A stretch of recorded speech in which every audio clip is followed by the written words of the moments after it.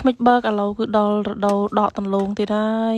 ហើយដន្លងឆ្នាំនេះនិយាយពីថាថោកនោះថោកបាន1គីឡូទៅ300ច្រឡំ130ទេ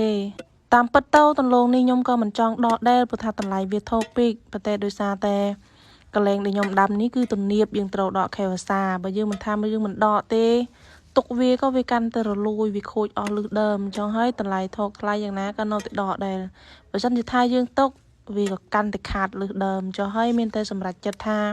បង្ខំចិត្តដកតែម្ដងទៅគឺលោថាបានតិចតួចអញ្ចឹងណាកុំអោយថាវាខាតទាំងស្រុងពេកដឹងមិនទេសេដ្ឋកិច្ចអ្នកស្រីចង្ការឆ្នាំនេះមិនដឹងជាថាដូចពីឆ្នាំមុនឬមួយក៏ល្អប្រសើរជាងឆ្នាំមុនសង្ឃឹមថាសេដ្ឋកិច្ចវានឹងល្អប្រសើរដើរទៅលើការល្អបើដូចថាឥឡូវនេះគឺដន្លងគឺបានថោកណាស់បងប្អូនអើយប៉ុន្តែធ្វើម៉េច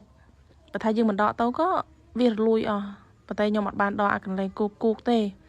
ខ្ញុំដកតែកន្លែងណាវាថាទំនាបដែលយើងត្រូវថាបំរុងដាំទុកបំរុងដកខែវស្សាអីចឹងណាព្រោះថាដលងខ្ញុំមានដាំទុកខែវស្សាហើយនឹងដកខែប្រាំងដកទុកធ្វើស្ងួតហើយកន្លែងដែលខ្ញុំកំពុងតែដកកំពុងតែកាប់នេះគឺខ្ញុំតន្ត្រូវទុកដកខែវស្សាចុះហើយបងប្អូនកុំឆ្ងល់ថាដលងថោកចេះដកធ្វើអីខែនេះអញ្ចឹងណាតាមពិតទៅដលងគឺខ្ញុំដាំពីរដូវដកខែវស្សាហើយនឹងរដូវដកខែប្រាំងគឺខ្ញុំធ្វើស្ងួតហាដលងដែលខ្ញុំកំពុងដកនេះគឺមើលមិនល្អទេមើលរណាក់រណងទូចមួយដោយសារថាខ្ញុំដាំខែ8ដូចថានឹងខែ8វានៅធ្លាក់ភ្លៀងជក់ចំចុះហើយយើងដាំទៅក៏វាអត់ល្អទេ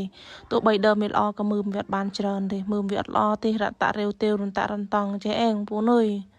ដកនេះក៏គោលបំណងគឺដកដើម្បីព្រោះស្រូវដោយសារថាយើងអត់ទុកដីទន្លេចូលទេព្រោះថាធ្វើដីនេះគឺដាំដលងក៏ដាំកើតទៀតដែរខែនេះមានតែថាយើងព្រោះស្រូវច្រូលគ្រឿងលោបានទុកក្រាន់ស្រូវហូបចឹងណាវីដេអូខ្ញុំក៏មានតែប៉ុណ្ណេះឯងបងប្អូន